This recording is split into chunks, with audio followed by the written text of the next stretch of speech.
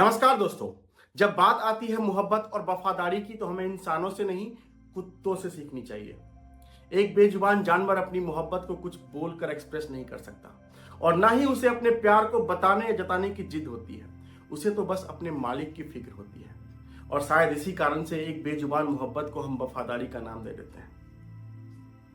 ऐसी ही एक सच्ची कहानी है जापान के एक बेजुबान जानवर की, जो 10 साल तक उसी जगह पर बैठकर अपने मालिक का इंतजार करता रहा जहां आखिरी बार उसने अपने मालिक को देखा था। इस कहानी में है उम्मीद, प्यार और वफादारी का एक खूबसूरत मेल।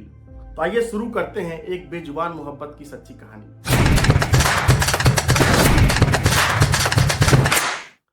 10 नवंबर 1923 जापान का एक छोटा सा शहर अकीता, जहां पर एक डॉग फार्म हाउस में एक पपी का जन्म होता है, नाम हाचिको, जिसे लोग प्यार से हची कहकर बुलाते हैं। एक दिन उस पपी को उसके नए मालिक के पास गाड़ी से ले जाया जा रहा था।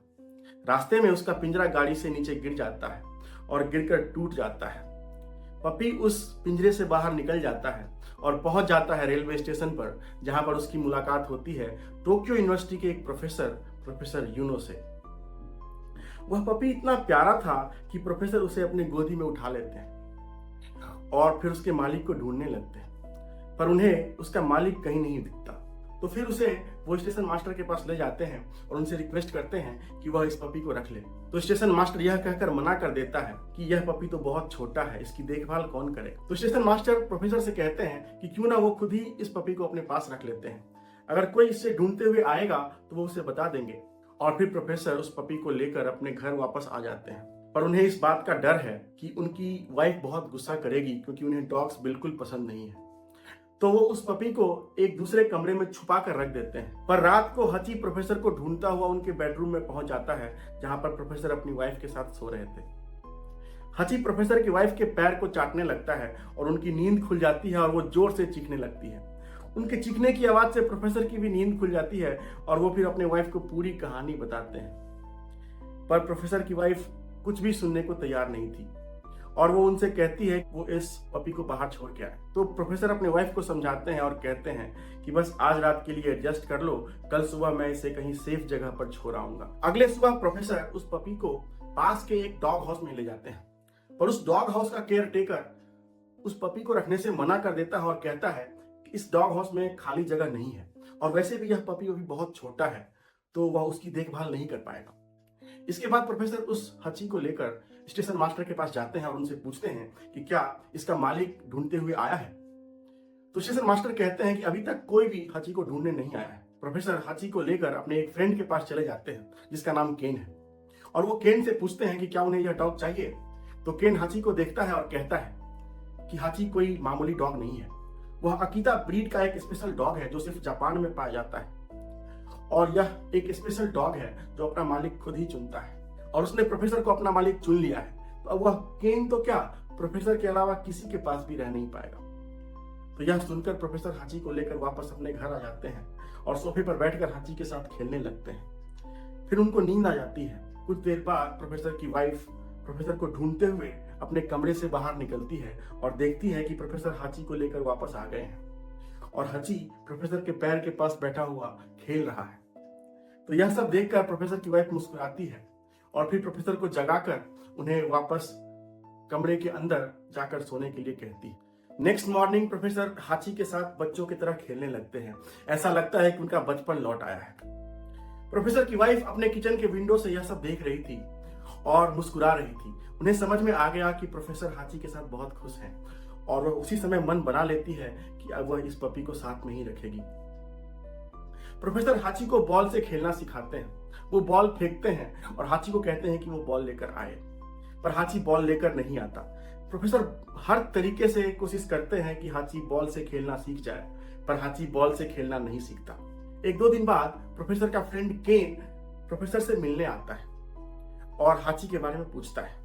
तो प्रोफेसर उन्हें बताते हैं कि हाची अब बहुत खुश है और वह अब उनके साथ ही रहता है। प्रोफेसर केन को यह भी बताते हैं कि वो चाहते हैं कि हाची बॉल से खेलना सीख जाए। जब वह बॉल फेंके तो हाची बॉल लेकर आए। तो केन कहता है यह कोई अमेरिकन डॉग नहीं है जो बॉल लेकर आएगा, यह एक स्पेशल डॉग है जो बहुत ही समझदार और लॉयल होता है। ये कभी भी बॉल लेकर नहीं आएगा, और अगर कभी वो ऐसा करे तो उस दिन यह समझना कि वह किसी स्पेशल रीजन से ऐसा कर रहा है। इसी तरह से 4-5 महीने बीत जाते हैं। हाची अब बड़ा हो गया है। एक दिन प्रोफेसर जब यूनिवर्सिटी जा रहे थे तो हाची भी साथ आने की जिद करने लगता है, पर प्रोफेसर उसे मना कर देते हैं। हाची अपना मासूम सा चेहरा बना लेता है, मानो ये कह रहा हो कि मुझे भी साथ ले चलो ना, मैं आपको बिल्कुल परेशान नहीं करूंगा, आप मुझे जैसा कहोगे मैं वैसा करूंगा, एक अच्छे बच्चे की तरह मैं आपका कहना मानूंगा। उसकी मासूमियत को देखकर प्रोफेसर हाची को स्टेशन साथ ले जाने के लिए तैयार हो जाते हैं। हाची साथ में स्टेशन पहुंचता है और फिर प्रोफेसर हाची को कहते हैं कि यहाँ से तुम सीधे घर जाओ, रास्ते में कहीं रुकना मत। और सही में एक अच्छे बच्चे की तरह हाची वापस घर चला जाता है। शाम को हाची फिर वापस प्रोफेसर को लेने के लिए स्टेशन पर आता है और फिर दोनों साथ में घर वापस जाते हैं। इसी तरह से अब हर दिन हाची प्रोफेसर को स्टेशन छोड़ने जाता है और शाम को स्टेशन पहुंचकर उनके आने का इंतजार करता है और फिर दोनों साथ में घर वापस आते हैं।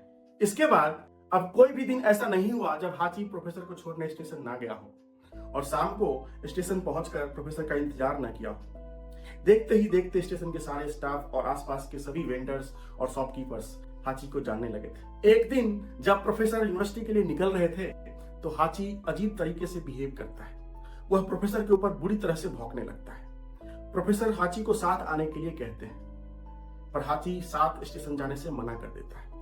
प्रोफेसर उसे बार बार आने के लिए कहते हैं, पर वह प्रोफेसर के कपड़े खींचने लगता है, मानो वह प्रोफेसर को यूनिवर्सिटी जाने से रोक रहा हो। प्रोफेसर हाची की इस बात को नजरअंदाज कर देते हैं और फिर वो हाची को छोड़कर अकेले ही स्टेशन चले जाते हैं। तभी हाची पीछे पीछे स्टेशन पहुंच जाता है और उसके मुंह में बॉल है। जब प्रोफेसर हाची को देखते हैं तो उन्हें लगता है कि अब यह शायद बॉल पकड़ना सीख गया है और फिर वो वहीं पर हाची के साथ बॉल से खेलने लगते हैं। अब जब भी प्रोफेसर बॉल फेंकते हैं तो हाची अपने मुंह में बॉल पकड़कर वापस लेकर आता है। प्रोफेसर बहुत खुश होते हैं और आसपास के लोगों को बताते हैं कि देखो ये बॉल पकड़ना भी सीख गया है। कुछ देर बाद ट्रेन आ जाती है। हाची बुरी तरह से भौंकने लगता है, प्रोफेसर को रोकने लगता है, पर प्रोफेसर रुकते नहीं है।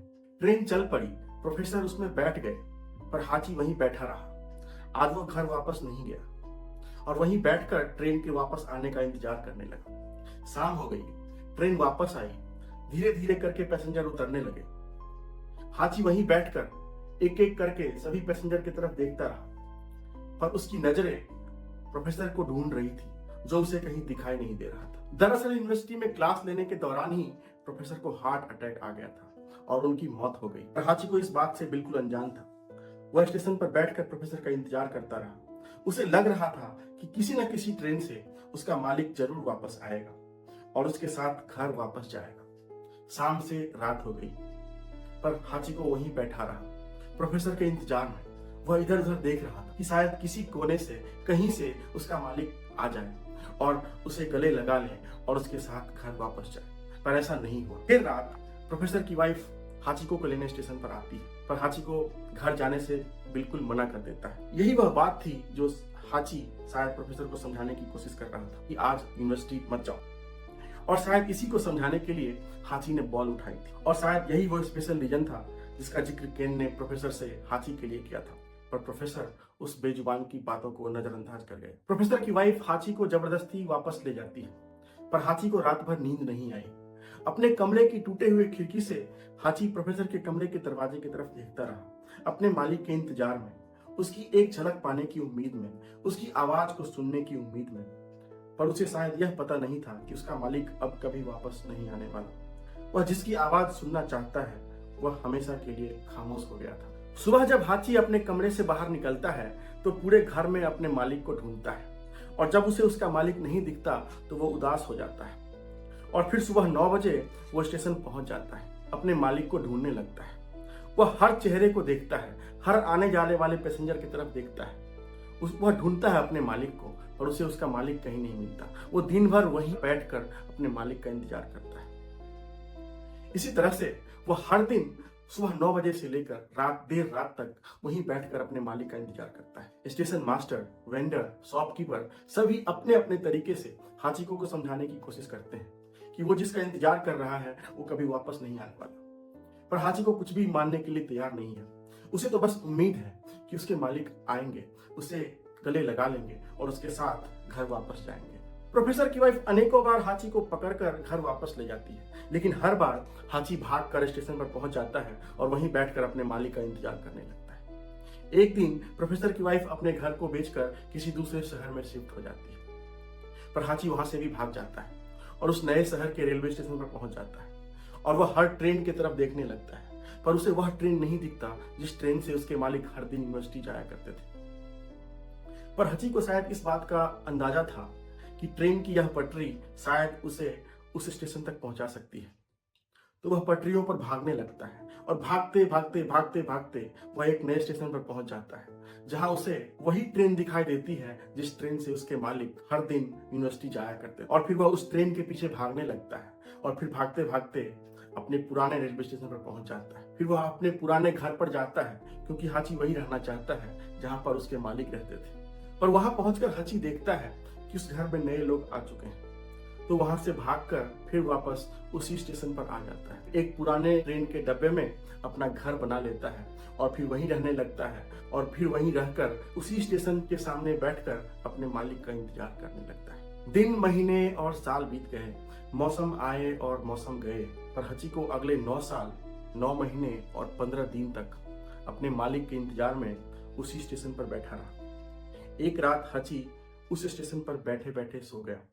शायद उसके सपने में प्रोफेसर आया था। हाची प्रोफेसर के सपनों में खो गया। वह सपना सच तो नहीं था, पर शायद हाची उस सपने से बाहर निकलना नहीं चाहता था। यह उसके इंतजार की आखिरी रात थी। हाची अगले दिन का सुबह नहीं देख पाया और हमेशा के लिए प्रोफेसर के सपनों में खो गया। वो दिन था 8 मार्च 1935, जब हाची इस दुनिया को अलविदा कह गया। दोस्तों, यह कहानी एक बेजुबान मोहब्बत की सच्ची कहानी है। एक डॉग अपने मालिक से जितना प्यार करता है, उतना प्यार कोई किसी से नहीं कर सकता। इसलिए हम सभी को बेजुबान जानवरों से प्यार करना चाहिए। एक जानवर आपसे कुछ नहीं मांगता, बस आपसे कहता है कि आप उसे 2 वक्त की रोटी दे दें, थोड़ा बहुत खाना दे दें और थोड़ा सा प्यार दे दें। उसे आपके डिग्री, आपके कास्ट, आपके धर्म, आपके बैंक बैलेंस से भी कोई मतलब नहीं। उसे बस 2 वक्त का खाना चाहिए और थोड़ा बहुत प्यार चाहिए और उसे कुछ नहीं चाहिए, और इसके बदले वो पूरा जिंदगी आपके ऊपर निछावर करने के लिए तैयार है। वीडियो यहाँ तक देखने के लिए आपका बहुत बहुत धन्यवाद। आशा है आपको ये वीडियो पसंद आया होगा। इसी तरह के वीडियोस देखने के लिए इस चैनल को सब्सक्राइब कर लें और इस वीडियो को लाइक भी करें और शेयर भी करें। आपका अपना अमित, साइनिंग ऑफ।